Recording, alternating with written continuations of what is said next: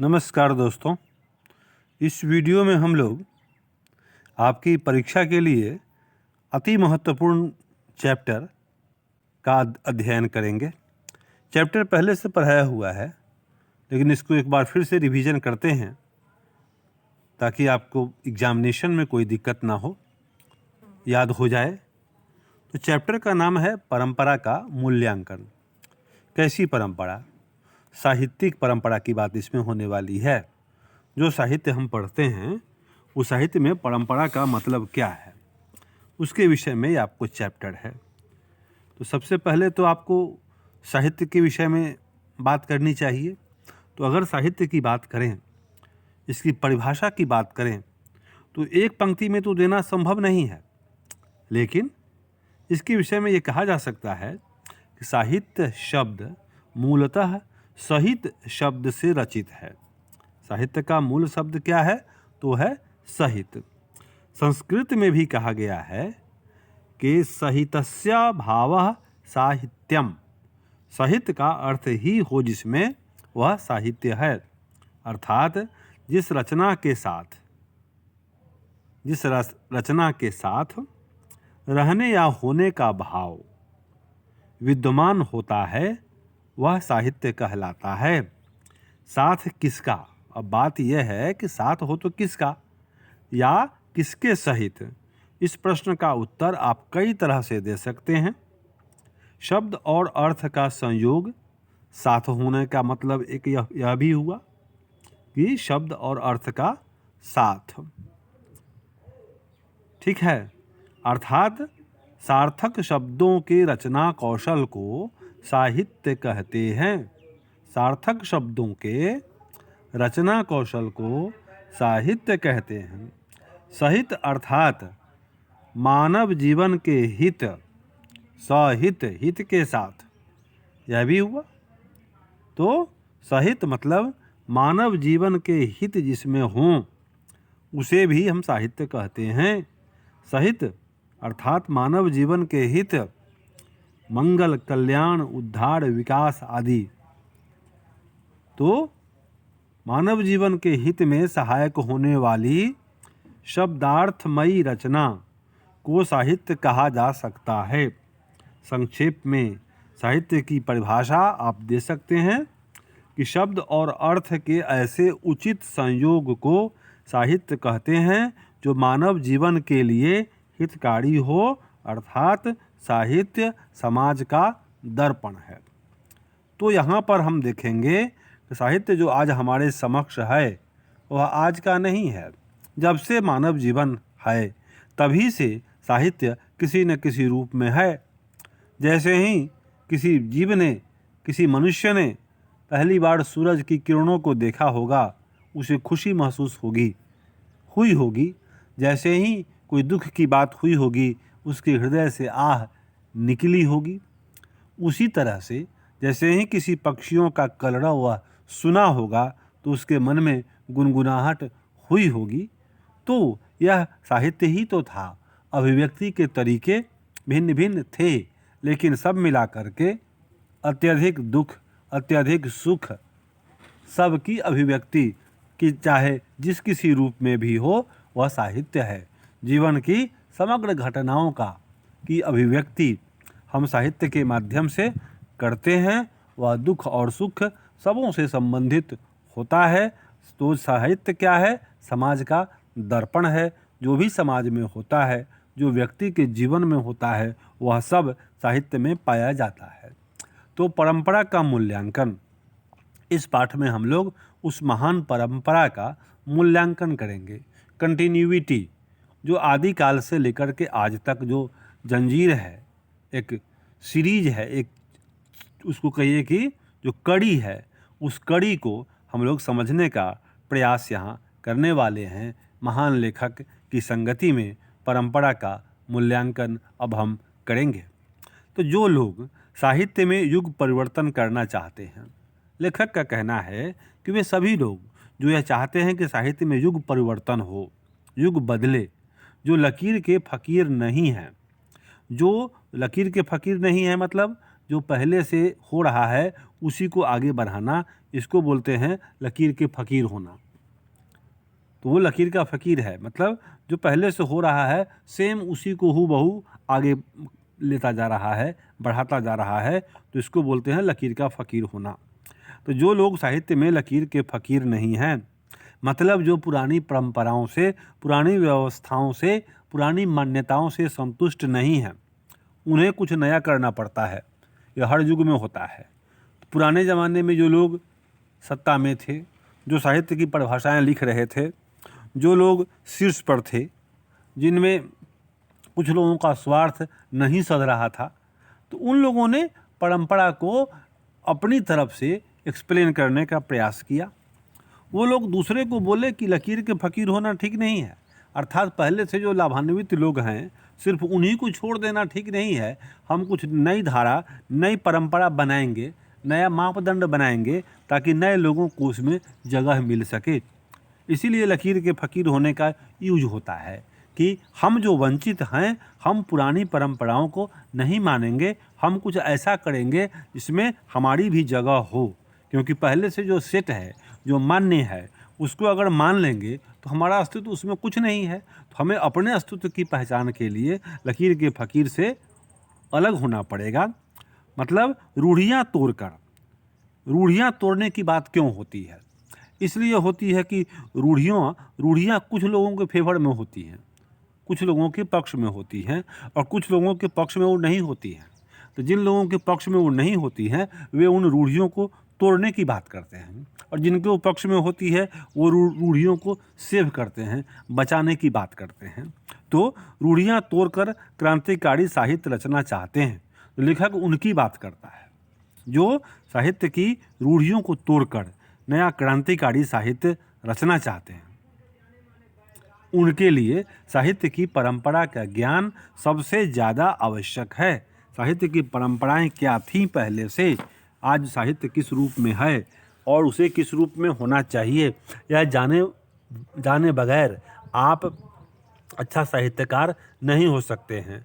सब पहले साहित्य की जो परंपरा है उसका अध्ययन करना पड़ेगा आपको, तब जाकर के आप आगे उसमें अपना योगदान दे पाइएगा, भले ही वो क्रांतिकारी साहित्य ही क्यों ना हो, वह पहले वाले से हट कर के ही क्यों ना हो, लेकिन कहीं ना कहीं उसको उसी चेन में फिट होना होता है जो शुरू से आज तक है। क्योंकि जो मनुष्य जो आरंभ में करता था, कहीं ना कहीं वही मनुष्य आज भी करता है।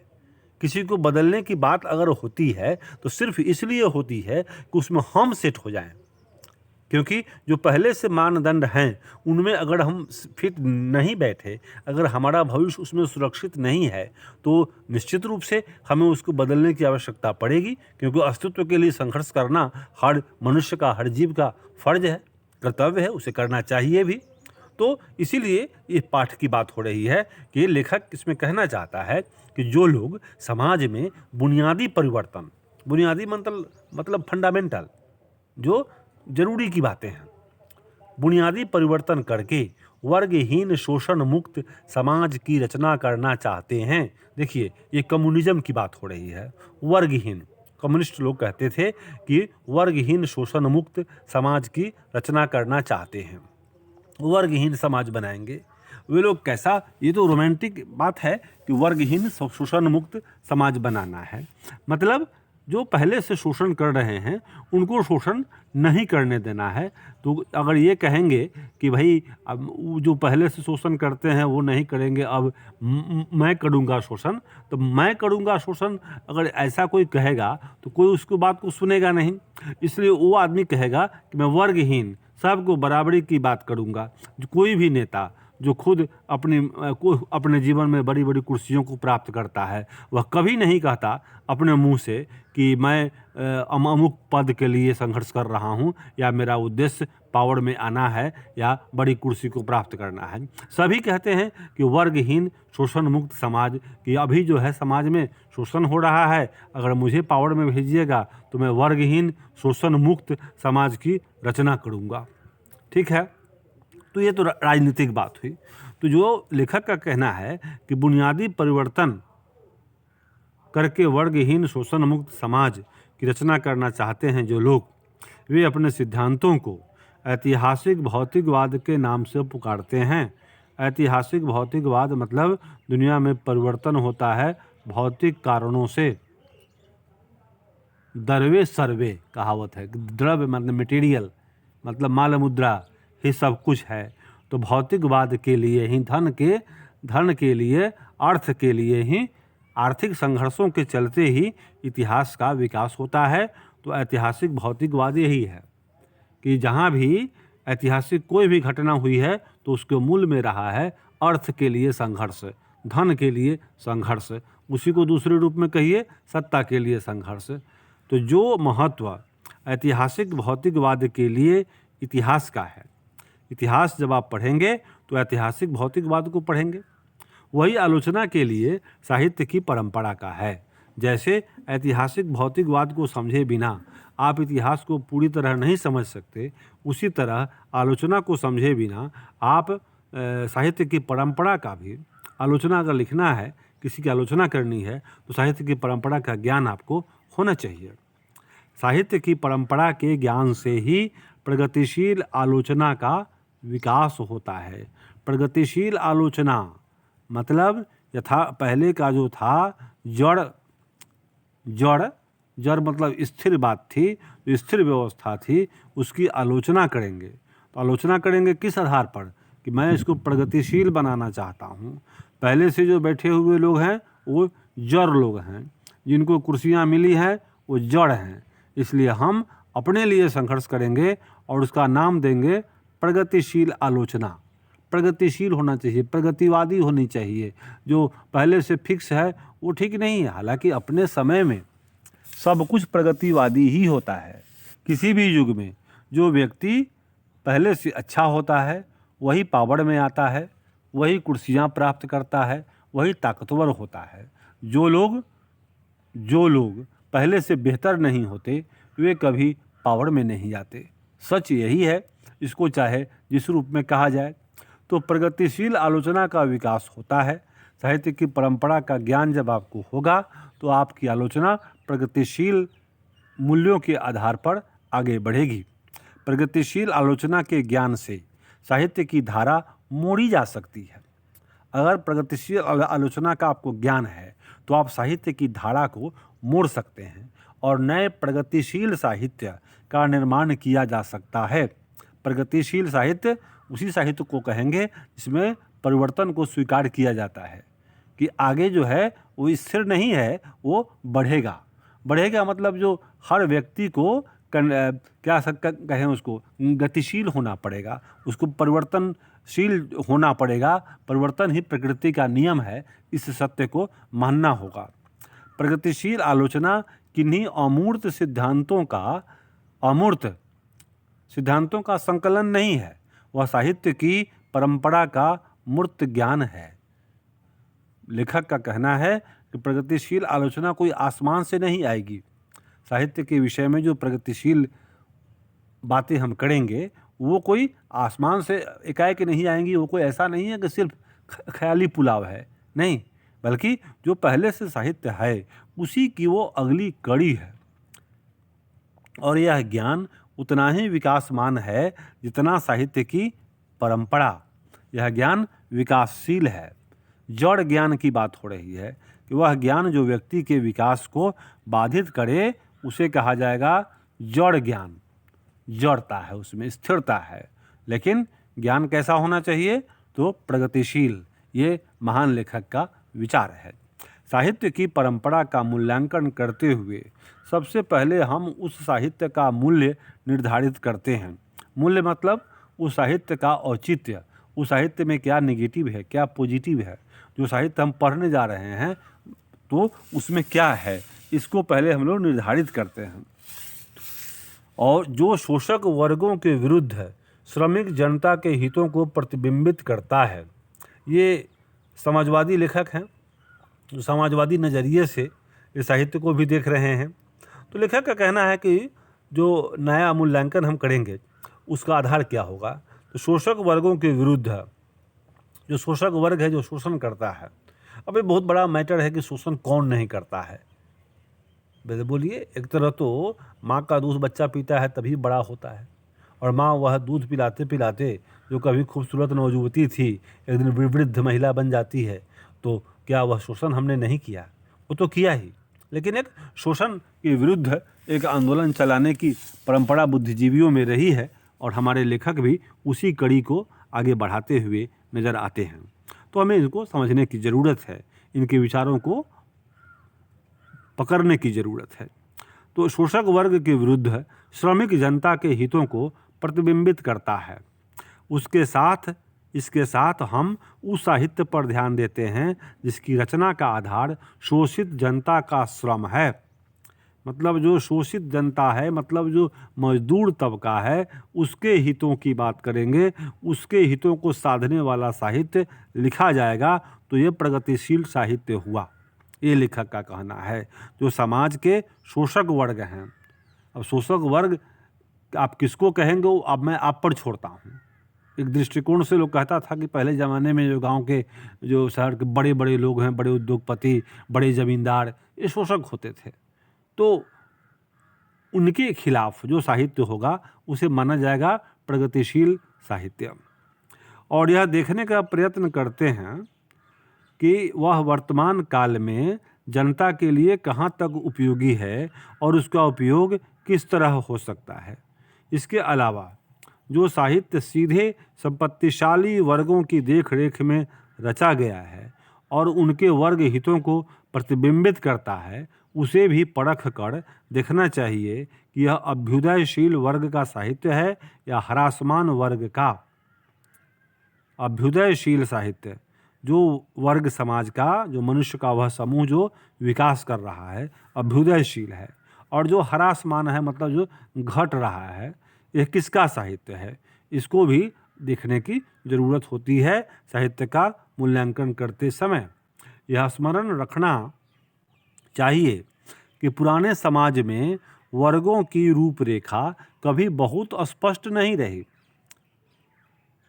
सच्चाई तो यह है कि कभी भी वर्गों की रूपरेखा बहुत स्पष्ट नहीं रही। आप ऐसी लाइन नहीं खींच सकते हैं इसमें कहिएगा कि इसके नीचे वाला शोषक है और इसके ऊपर वाला शोषित है। ऐसा ये कोई लाइन स्पष्ट करना मुश्किल है।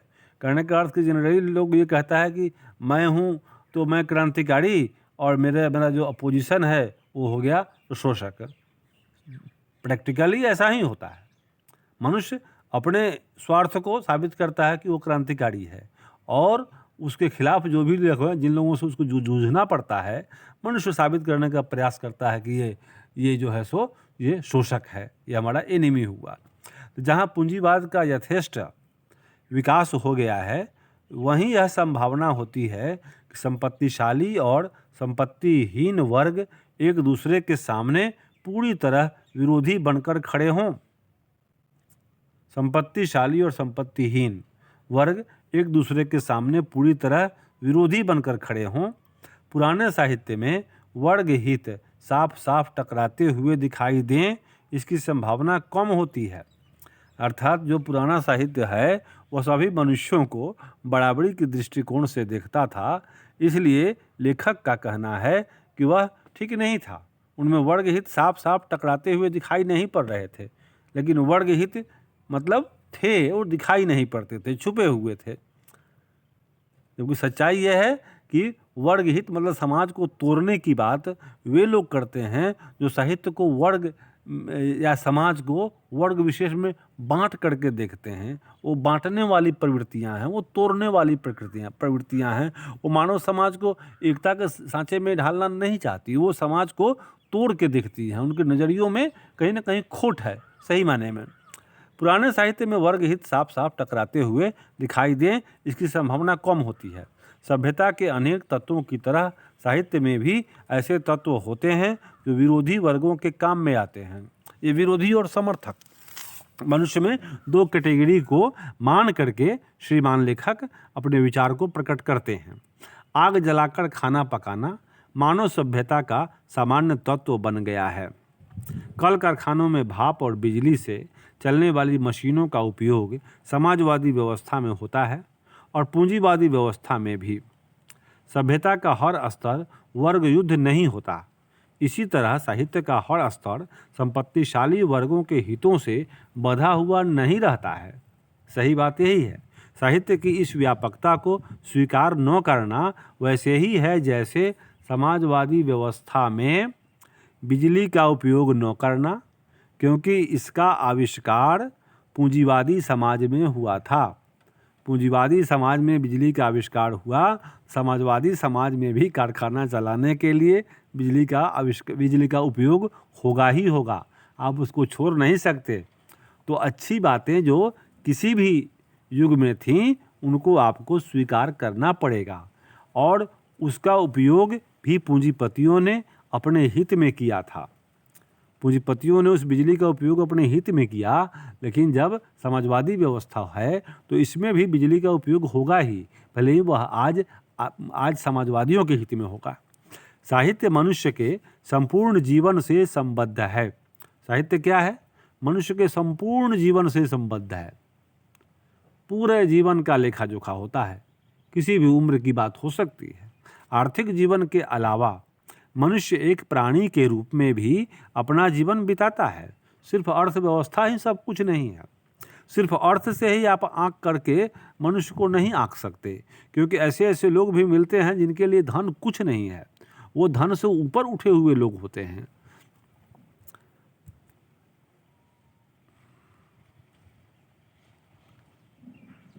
साहित्य में उसकी बहुत सी आदिम भावनाएं, आदिम मतलब शुरुआती भावनाएं प्रतिफलित होती हैं जो उसे प्राणी मात्र से जोड़ती हैं। इस बात को बार बार कहने में कोई हानि नहीं है कि साहित्य विचारधारा मात्र नहीं है, उसमें मनुष्य का इंद्रिय बोध, उसकी भावनाएं भी व्यंजित होती हैं। साहित्य का यह पक्ष अपेक्षाकृत अस्थायी होता है। साहित्य में जब तक मौलिक बातों की, मूलभूत बातों की चर्चा नहीं होगी, तब तक वह साहित्य अस्थायी नहीं हो सकता है। आप मनुष्य को केवल वर्गों में बांट करके आप नहीं देख सकते हैं। मनुष्य को मानना पड़ेगा कि वह कहीं न कहीं जीव है, कहीं न कहीं जिसको हम पूंजीवादी कहते हैं, पूंजीपति कहते हैं, जिसको हम शोषक कहते हैं, उसको भी मनुष्योचित कुछ आवश्यकताएं होती हैं जिसको आप नज़रअंदाज नहीं कर सकते। और मानवता, इसी मानवतावादी दृष्टिकोण इसीलिए श्रेष्ठ माना जाता है कि उसमें सबको जीने की जगह है, सबके लिए गुंजाइश है। और इसलिए जो लोग वर्ग संघर्ष की बात करते हैं उनको कहीं न कहीं कुछ हट के माना जाता है, इसीलिए कि सभी के हित की बात नहीं करते। वो सिर्फ श्रमिक संघर्ष की बात करते हैं। वो सिर्फ जो उनको जो लगता है कि दलित जो तबका है, जो पिछड़ा तबका है, सिर्फ उसकी सरकार बने, वो पावड़ में आवे, ये इसकी बात करके आप एक मानवता के एक वर्ग को दबा देना चाहते हैं, जो कहीं न कहीं किसी भी दृष्टिकोण से कहिए तो नैतिक नहीं कहा जाएगा। तो ये अनैतिकता है ऐसी सोच में। तो इस बात को बार बार कहने में कोई हानि नहीं। साहित्य में विकास प्रक्रिया उसी तरह संपन्न नहीं होती जैसे समाज में। सामाजिक विकास क्रम में सामंती सभ्यता की अपेक्षा पूंजीवादी सभ्यता को अधिक प्रगतिशील कहा जा सकता है। सामंती सभ्यता पहले थी, सामंत थे, उनके अंदर जो लोग थे जो उनके अंदर ही नीचे आकर के दास भी होते थे। तो सामंती सभ्यता से आगे की चीज़ हो गई पूंजीवादी सभ्यता। तो सामंती सभ्यता की तुलना में पूंजीवादी सभ्यता विकसित सभ्यता मानी गई, विकासशील संस्कृति मानी गई। तो पूंजीवादी सभ्यता के मुकाबले समाजवादी सभ्यता को आगे की बात मानी गई। सामंती सबसे पीछे, पूंजीवादी उसके बाद, उसके आगे समाजवादी। पुराने चरखे और कड़घे के मुकाबले मशीनों के व्यवहार से श्रम की उत्पादकता बहुत बढ़ गई है। जो पुराने चरखे से बनते थे कपड़े, कड़घे से बनते थे, जब मशीनों का इस्तेमाल हुआ तो उत्पादकता बढ़ गई, बहुत मात्रा में, ज़्यादा मात्रा में उत्पादन होने लगा। पर यह आवश्यक नहीं कि सामंती समाज के कवि की अपेक्षा पूंजीवादी समाज का कवि श्रेष्ठ हो। उत्पादन तो बढ़ा, लेकिन इसका मतलब ये नहीं है कि सामंती समाज के कवि की अपेक्षा पूंजीवादी समाज का कवि श्रेष्ठ हो। हो सकता है कि सामंती समाज का कवि ही भी पूंजीवादी समाज से अच्छा हो, क्योंकि सब पर सब बातें लागू नहीं होती। आपको जगह छोड़ के चलना पड़ेगा। अच्छे के लिए इंतज़ार करना पड़ेगा। आप किसी को साहित्य के क्षेत्र में फाइनल नहीं मान सकते, ये अंतिम है, ये ऊंचा है और ये नीचा है, नहीं। यह भी संभव है कि आधुनिक सभ्यता का विकास कविता के विकास का विरोधी हो और कवि स्वयं बिकाऊ माल बन रहा हो। व्यवहार में यही देखा जाता है कि 19वीं और 20वीं सदी के कवि क्या भारत में क्या यूरोप में पुराने कवियों को घोटे जा रहे हैं, मतलब उनको बर्बाद कर रहे हैं, उन्हीं को खा पी रहे हैं, घोंट रहे हैं, पचा रहे हैं, और कहीं उनके आसपास पहुंच जाते हैं तो अपने को धन्य मानते हैं और उनकी बराबरी भी कर ली किसी मायने में, तो वो निहाल हो जाते हैं कि चलो पुराने कवि की बराबरी मैंने की। ये जो तमाम कवि अपने पूर्ववर्ती कवियों की रचनाओं का मनन करते हैं, वे उनका अनुकरण नहीं करते, उनसे सीखते हैं और स्वयं नई परंपरा को जन्म देते हैं। पुरानी कविता के अनुसार हूबहू वैसे ही तुकबंदी में लिख देंगे तो आप अच्छे कवि नहीं माने जाएंगे। आपको उनसे उनकी अच्छाई को सीखना है और उसे अपने स्तर से अपनी भाषा में अभिव्यक्त करना है। यही तो मैं कहता हूँ कि जब आप परीक्षा में प्रश्न उत्तर लिखें तो आप अपनी भाषा का इस्तेमाल करें और अपनी बात स्पष्ट रूप से लिखें। आपको अच्छा नंबर इसी से आएगा। आपको किसी का फोटोकॉपी नहीं बनना है। कोई टीचर बहुत अच्छा पढ़ाता है या कोई बात बहुत अच्छी है, वो मतलब तब है जब आप उसे अपने शब्दों में लिख पाइए। ज़रूरत ये नहीं है कि आप हूबहू किसी का लाइन को लेकर के लिख दीजिए, तो वो अच्छी बात नहीं है। जो साहित्य दूसरों की नकल करके लिखा जाए वह अधम कोटि का, मतलब निम्न कोटि का होता है और सांस्कृतिक असमर्थता का सूचक होता है। जो महान साहित्यकार हैं उनकी कला की आवृत्ति नहीं हो सकती, यहाँ तक कि एक भाषा से दूसरी भाषा में अनुवाद करने पर उनका कलात्मक सौंदर्य ज्यों का त्यों नहीं बना रहता है।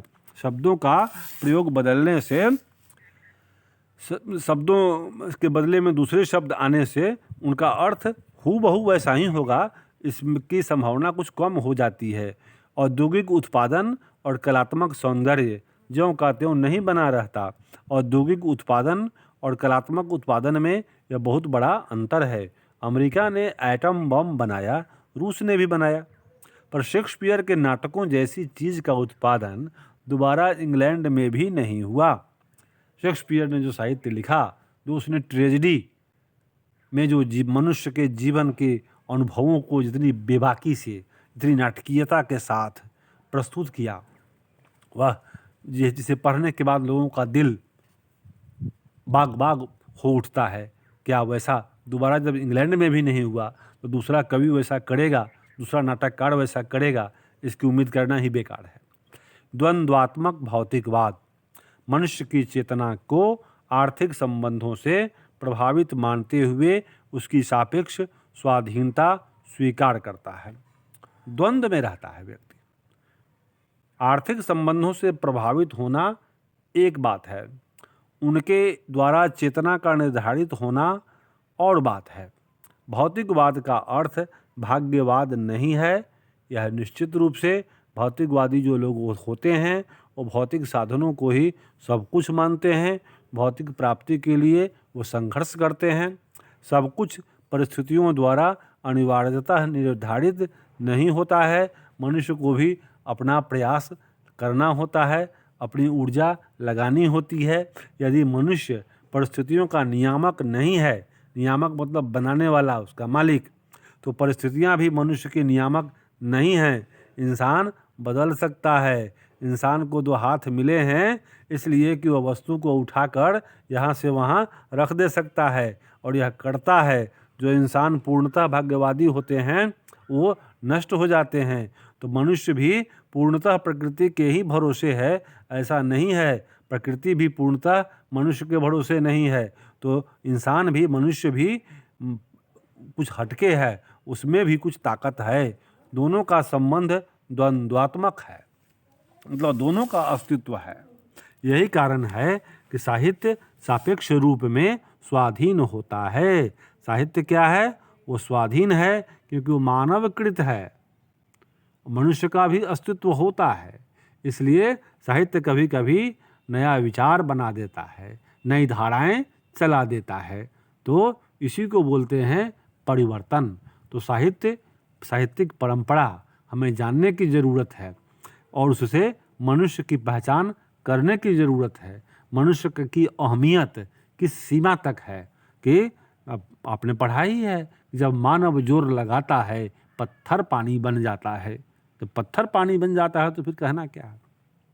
गुलामी अमेरिका में थी, गुलामी एथेंस में थी, किंतु एथेंस की सभ्यता ने सारे यूरोप को प्रभावित किया और गुलामों के अमेरिकी मालिकों ने मानव संस्कृति को कुछ भी नहीं दिया। ये इनका कहना है। हालांकि अमेरिकी साहित्य में भी बहुत कुछ है।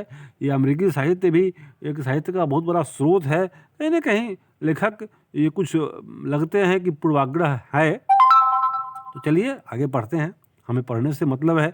सामंतवाद दुनिया भर में कायम रहा, पर इस सामंती दुनिया में महान कविता के दो ही केंद्र थे, भारत और ईरान।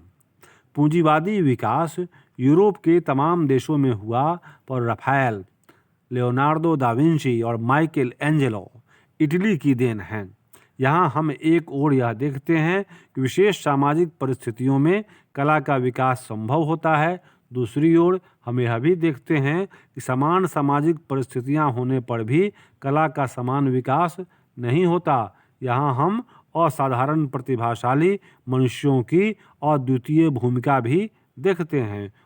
असाधारण प्रतिभाशाली जो मनुष्य होते हैं उनकी भूमिका बेहतर होती है, अद्वितीय होती है। वो कुछ ऐसा कर जाते हैं कि लोग उन्हें ईश्वर तुल्य समझने लगते हैं। तो वो प्रतिभाशाली असाधारण मनुष्य होते हैं जो बदल देते हैं बहुत कुछ।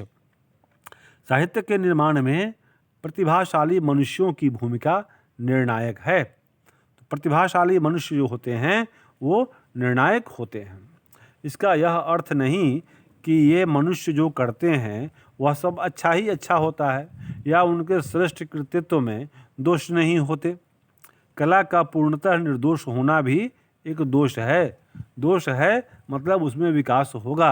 अगर दोष नहीं है तो वह निर्दोष है, मतलब तो वह पूर्ण है। तो अगर पूर्ण हो गया तो वहाँ विकास अवरुद्ध होगा। विकासवादी भगवान को देखकर भी संतुष्ट नहीं होते, क्योंकि भगवान तो पूर्ण माने जाते हैं। तो उनको लगता है कि पूर्ण है तो वह बढ़िया कृति नहीं है। मतलब छिद्रान्वेषी प्रवृत्ति, छिद्र खोजने की आदत, दोष खोजने की आदत, ये भी विकासवादियों में होती है। और इसी आधार पर वे पुरानी परंपराओं से आगे बढ़कर कुछ नया करने का आश्वासन देते हुए नजर आते हैं। उनका मूल इस बात में है कि वो पुराने से अलग होना चाहते हैं, वो पुराने को काटकर अपनी पहचान बनाना चाहते हैं। ऐसी कला निर्जीव होती है जो पूर्ण हो गई। कवि लेखक का कहना है कि ऐसी कला निर्जीव है, उसमें लाइफ नहीं है। इसीलिए प्रतिभाशाली मनुष्यों की अद्वितीय उपलब्धियों के बाद कुछ नया और उल्लेखनीय करने की गुंजाइश बनी रहती है। प्रतिभाशाली मनुष्यों की जो कृतियाँ होती हैं उनमें कुछ करने की आगे भी संभावना रहती है। वे गेट बंद करके नहीं जाते, वे दरवाज़ा खोल के जाते हैं, आने वाली पीढ़ियों के लिए भी जगह बना कर जाते हैं। आजकल व्यक्ति पूजा की काफ़ी निंदा की जाती है, किंतु जो लोग सबसे ज़्यादा व्यक्ति पूजा की निंदा करते हैं वे सबसे ज़्यादा व्यक्ति पूजा का प्रचार भी करते हैं।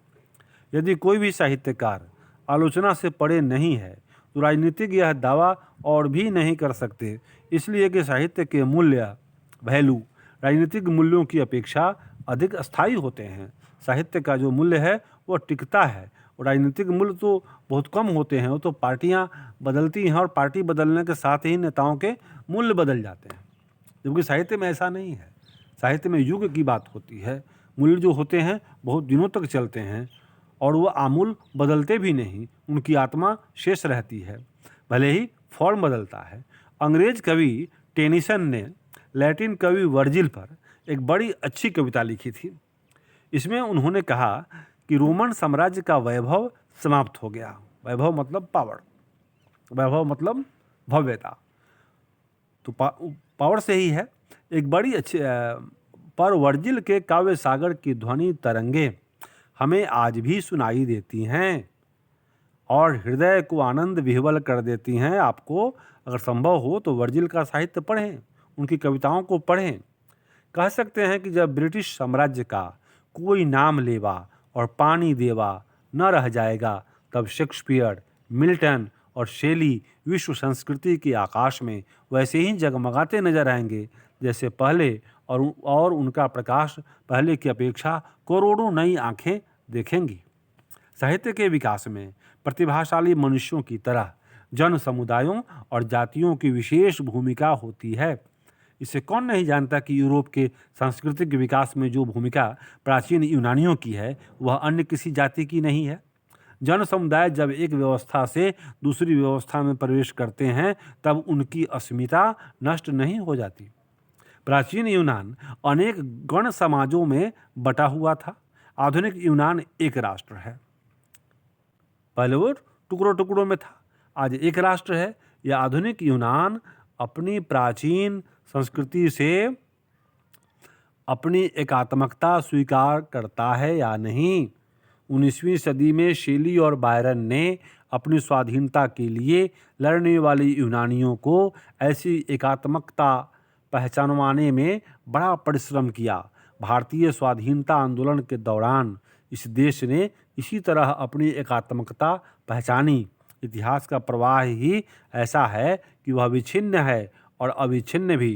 कभी टूटता हुआ भी मालूम पड़ता है और कभी एकता के सूत्र में बंधा हुआ भी मालूम पड़ता है। मानव समाज बदलता है और अपनी पुरानी अस्मिता कायम रखता है। जो तत्व मानव समुदाय को एक जाति के रूप में संगठित करते हैं, उनमें इतिहास और सांस्कृतिक परंपरा के आधार पर निर्मित यह अस्मिता का ज्ञान अत्यंत महत्वपूर्ण है। अस्मिता की लड़ाई, स्ट्रगल फॉर एग्जिस्टेंस, आदमी को अपने अस्तित्व को बचाने के लिए लड़ना होता है। इसीलिए वंचित समाज हमेशा संघर्षशील होता है और इसीलिए भविष्य उसी का होता है। और इसीलिए जो पहले से पावर में होते हैं, वो जब तक ताकतवर होते हैं वो टिके रहते हैं। जैसे ही उनमें आलस्य, प्रमाद आता है, वे नष्ट हो जाते हैं और संघर्षशील तबका आगे बढ़ जाता है। यही विकास की कहानी है।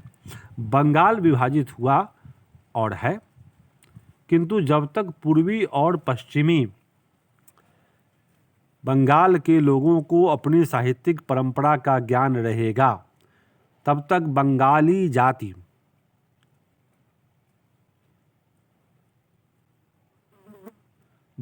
जाति सांस्कृतिक रूप से अविभाजित रहेगी। विभाजित बंगाल से विभाजित पंजाब की तुलना कीजिए तो ज्ञात हो जाएगा कि साहित्य की परंपरा का ज्ञान कहाँ ज़्यादा है, कहाँ कम है और इस न्यूनाधिक ज्ञान के सामाजिक परिणाम क्या होते हैं। एक भाषा बोलने वाली जाति की तरह अनेक भाषाएं बोलने वाले राष्ट्र की भी अस्मिता होती है। संसार में इस समय अनेक राष्ट्र बहुजातीय हैं, अनेक भाषा भाषी हैं। जिस समय राष्ट्र के सभी तत्वों पर मुसीबत आती है, तब उन्हें अपनी राष्ट्रीय अस्मिता का ज्ञान बहुत अच्छी तरह हो जाता है। जिस समय हिटलर ने सोवियत संघ पर आक्रमण किया, उस समय यह राष्ट्रीय अस्मिता जनता के स्वाधीनता संग्राम की समर्थ प्रेरक शक्ति बनी। सोवियत संघ के लोग हिटलर विरोधी संग्राम को उचित ही महान राष्ट्रीय संग्राम कहते हैं। इस युद्ध के दौरान खास तौर से रूसी जाति ने बार बार अपनी साहित्य परंपरा का स्मरण किया। सोवियत समाज जारशाही रूस के समाज से भिन्न है। समाज व्यवस्था के विचार से इतिहास का प्रवाह विच्छिन्न है। जातीय अस्मिता की दृष्टि से यह प्रवाह अविच्छिन्न है। जारशाही रूस के तोलस्टॉय सोवियत समाज में पढ़े जाने वाले लोकप्रिय साहित्यकार हैं और रूसी जाति की अस्मिता को सुदृढ़ और पुष्ट करने वाले महान साहित्यकार हैं। समाजवादी व्यवस्था कायम होने पर जातीय अस्मिता खंडित नहीं होती, वरन और पुष्ट होती है। इसके साथ सोवियत संघ में बहुजातीय राष्ट्रीयता का जन्म हुआ। आज सोवियत संघ नहीं है मेरे दोस्तों, जिस समय पाठ लिखा गया था उस समय था। आज सोवियत संघ टूट चुका है आज रूस अलग है। तो राष्ट्रीयता का पुनर्जन्म है और यह राष्ट्रीयता अब एक सामाजिक शक्ति है जैसी वह 1917 से पहले नहीं थी। जारशाही रूस में बहुत सी जातियां पराधीन बनाकर रखी गई थीं। उन सब पर रूसी जाति के सामंत और पूंजीपति शासन करते थे। जैसे और बहुत से साम्राज्य होते हैं वैसे ही यह भी एक साम्राज्य था। 1917 की क्रांति के बाद रूसी और गैर रूसी जातियों के आपसी संबंधों में बहुत बड़ा परिवर्तन हुआ। बहुत सी जातियां सोवियत संघ में शामिल न हुईं, अलग हो गईं। कुछ विलंब से दूसरे महायुद्ध से कुछ ही पहले अन्य जातियां उसमें शामिल हुईं।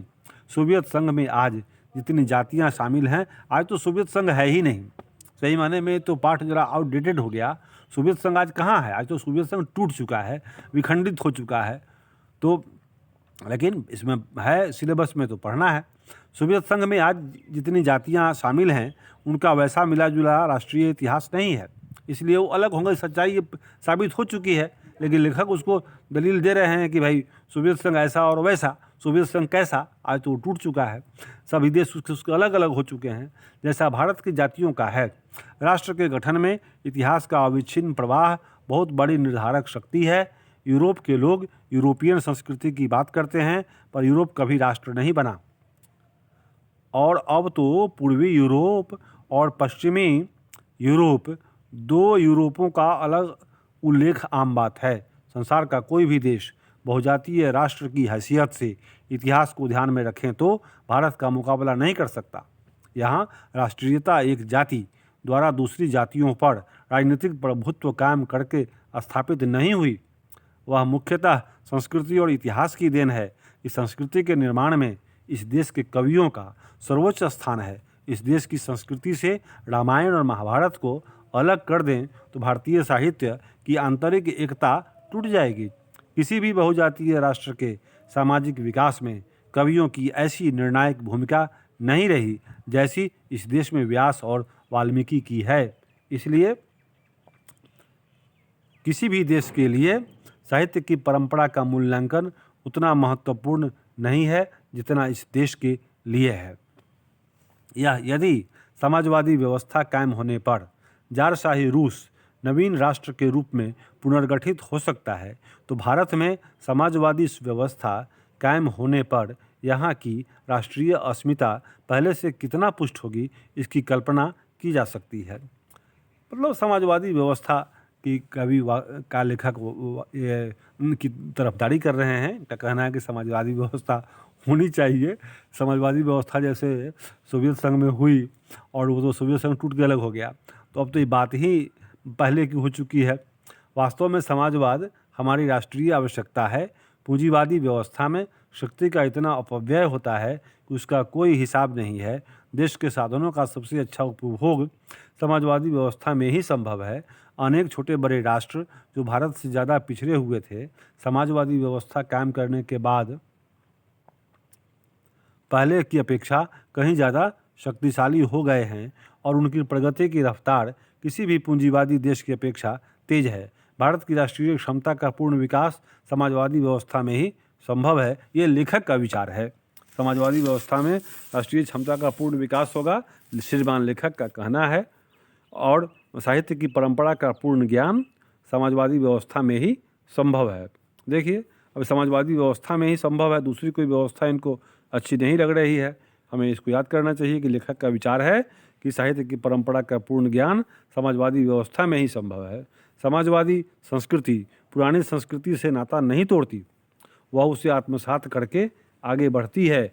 अभी हमारे देश की निरक्षर निर्धन जनता नए और पुराने साहित्य की महान उपलब्धियों के ज्ञान से वंचित है।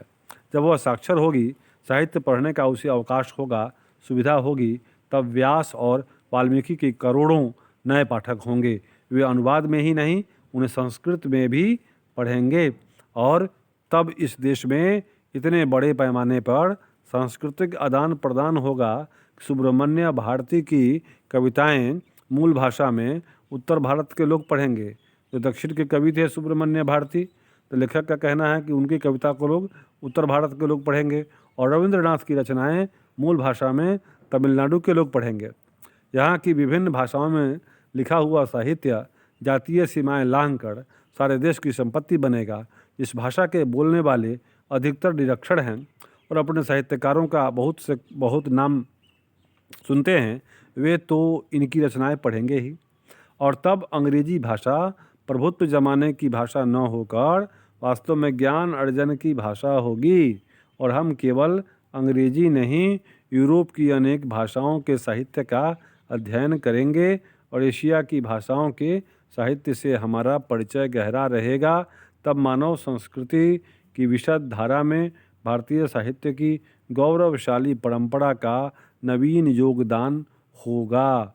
ये कवि का, लेखक का कहना है। तो साहित्य की परंपरा में इन्होंने बताया कि किस तरह से शोषित वर्ग के खिलाफ शोषक वर्ग का जो आंदोलन होगा वह क्रांतिकारी होगा और साहित्य की रूपरेखा शोषित वर्ग की आकांक्षाओं को अभिव्यक्ति प्रदान करने के रूप में ही हो सकती है और इसी के आधार पर सभी देशों का पूर्ण विकास होगा और भारतीय साहित्य को अपना सही स्थान प्राप्त होगा। तो परंपरा का मतलब पहले की चीज़ों को स्वीकार करते हुए नए चीज़ों के लिए जगह प्रदान करना ही है। धन्यवाद। आपका दिन मंगलमय हो।